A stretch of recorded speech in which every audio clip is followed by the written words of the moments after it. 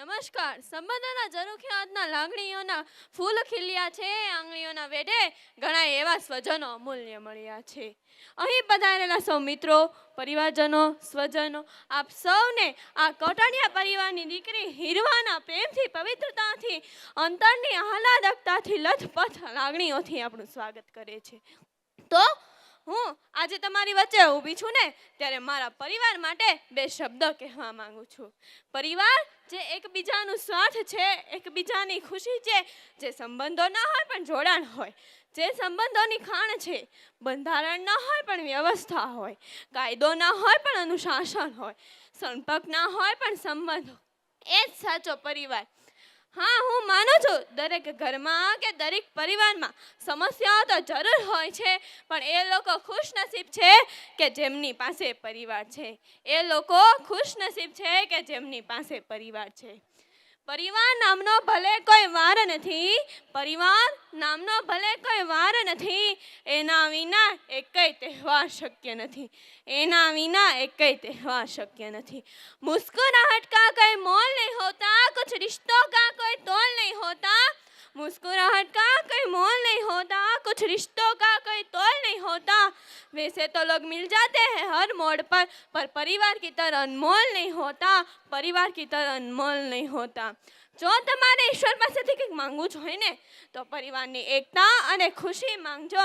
કારણ કે મેં મંદિરોની બહાર ગરીબોને પરિવાર સાથે હસતા જોયા છે, અને અમીરોને મંદિરની અંદર પરિવાર વગર રડતા જોયા છે, પરિવાર વગર રડતા જોયા છે. રૂપિયા કમાવે મોટી વાત નથી, પરંતુ તે રૂપિયા કમાય અને પરિવાર સાથે બેસીને જમવું ને, તે મોટી વાત છે. જે માણસ પાસે રૂપિયા છે તે સાચો અમીર માણસ નથી, પરંતુ જે માણસ પાસે પરિવાર છે ને, તે સાચો અમીર માણસ છે.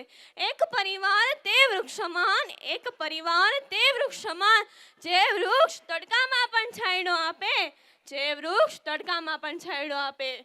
પરિવારમાં નાની નાની વાતોને મોટી કરીશું ને, તો પરિવાર નાનો થતો જશે. તો થોડું જોયા કરજો, થોડું જતું કરજો અને થોડું જાતે કરજો, તો જ જિંદગી જીવવા જેવી લાગશે.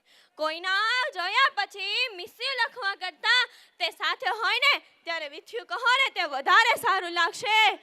સાહેબ, મકાન અને ઘરમાં ખૂબ જ ફરક હોય છે. જે વ્યક્તિ પાસે બંગલો છે, ગાડી છે, પૈસા છે, પરંતુ ઘરમાં રહેતા વ્યક્તિઓ સાથે પ્રેમભાવ ના હોય ને, તે શું કામનું. અને પરંતુ ભલે જે વ્યક્તિ પાસે જાહો જલાલી નથી, ઘરમાં એક જ છતની નીચે રહેતા હોય, પણ ઘરમાં રહેતા વ્યક્તિઓ સાથે પ્રેમભાવ હોય ને, ત્યારે તે મકાનમાંથી ઘર બને છે. એટલે કે સાહેબ, એ આપણા હાથમાં છે કે આપણે મકાન બનાવવું છે કે ઘર. આપણે મકાન બનાવવું છે કે ઘર, આપણે મકાન બનાવવું છે કે ઘર. માત્ર મકાન બની જવાથી ગૃહસ્થ નથી બની જવાતું, અને માત્ર સંતાનોને જન્મી જવાથી માતા કે પિતા નથી બની જવાતું, માતા કે પિતા નથી બની જવાતું. Thank you. જય હિન્દ, જય ભારત.